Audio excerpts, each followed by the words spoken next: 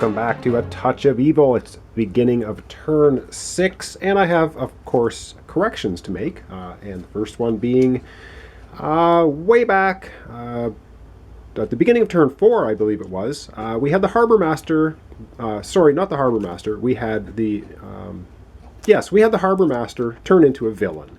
And I mistakenly took this to mean that if he's dead or joined the villain, you discard this card and move the shadow track 2 steps closer. Well, you don't do that. This is a remains in play. The first time this card is revealed, when you pull it from the deck, you check to see if the Harbor Master is dead or joined the villain. And if he is, then you discard and move the shadow track.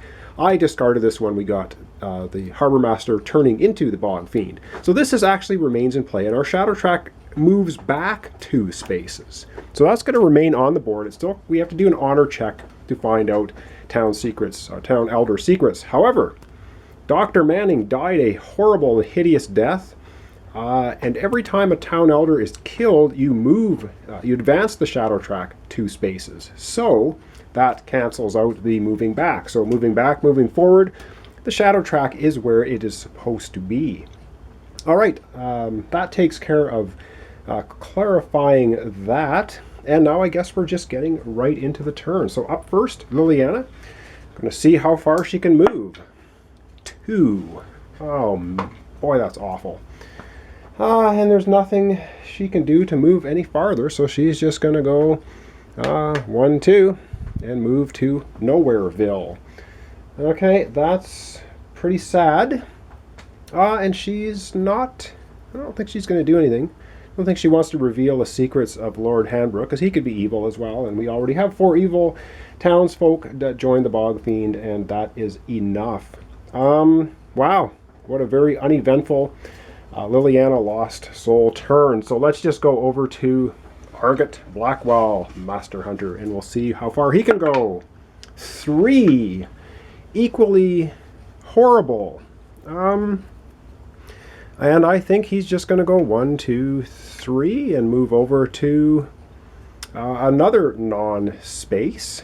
We're waiting and waiting and waiting, and he is also not going to do anything. So that's it for our heroes' turns. Very, I guess they're shaken by all the town elders turning evil and joining the Bog Fiend. They're not quite sure what to do. All right, I'm going to readjust the camera a little bit, and we're going to get to that lovely advanced cooperative mystery phase chart and see what horrible fate awaits Argot and Liliana. All right, it's time for the advanced cooperative mystery phase chart, and we know how much fun that is. So let's roll 2 dice, and we get an 8, which we already had, and we know that, oh, they're all bad. It's all bad. Murder, murder again. Draw a random location, place 3 investigation there. Move the shadow track 1 step closer to darkness. This counts as though the mystery card murder had been played for villain abilities. Okay, well, I guess we'll just go ahead and do that. We grab a random location, the church. Okay, so the church is going to get 3 investigation, and the shadow track's going to move 1, and the Bog Fiend has a special ability, and checking the Bog Fiend's special ability with the murder again, sinking death anytime the mystery card murder is played, place a swamp marker in the location as well. So let me readjust the camera and we'll get to that. Okay, so the first thing we'll do is we'll put the 3 investigation markers on the church, and there we go. And it also gets the lovely swamp marker. So the church is also sinking and turning into a swamp. We have the blacksmith swampy and now the church. So it looks like our town center is starting to turn into a lovely habitat for Mr. Bog Fiend. All right, let's go over to the cooperative shadow tracker and move that. All right, here we are in our lovely shadow tracker from 15 down to 14. All right, I think now we've done what we need to do. Last thing up for turn 6 will be the mystery card, which again is always a lovely treat. All right, it's time for the lovely mystery phase. And this time we have late night experiments. Or do we? If Dr. Manning is still alive. Dr. Manning is the only one of the town elders that is dead. All right, which means we go to the bottom. If he's been killed or has joined the villain, move the shadow track 2 steps closer to the darkness instead. Oh, come off it. All right, let's go back to the shadow track and do some damage to ourselves. Just when we thought it was safe to come back to the shadow track, it's going to move 2 spaces, 1 and 2. So 2 horrible things happen. The Bog Fiend gets even more hit points, another +2, and we've crossed the line. And of course, when we cross the line, horrible, horrible things happen for us. And let's see if we can find out just how horrible they really are.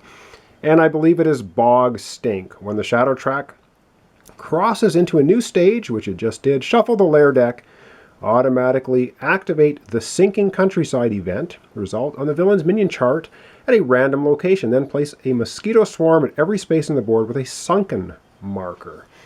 All right, so long story short, what that's going to do is we're going to take the lair deck and we're going to shuffle it up, which I will do, and then we're going to draw one and we're going to see what we see.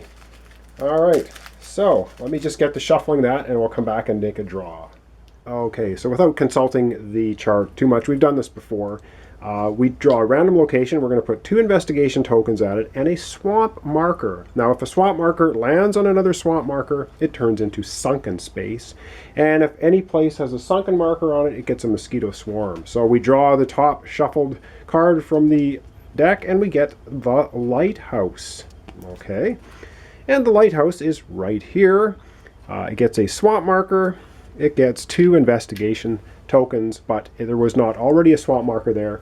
There is no place on the board with a sunken marker, so no mosquito swarm is going to appear. All right, that is going to conclude turn 6. Thanks for watching. Thanks for subscribing. Join me next time for turn 7, where now the Bog Fiend, I think he has a total of 16 hit points and is rolling 12 fight dice. Yeah, the final showdown is going to be probably pretty ugly and not go the way of our investigating heroes. But you never know. You just never know in this game. So join me next time for turn 7.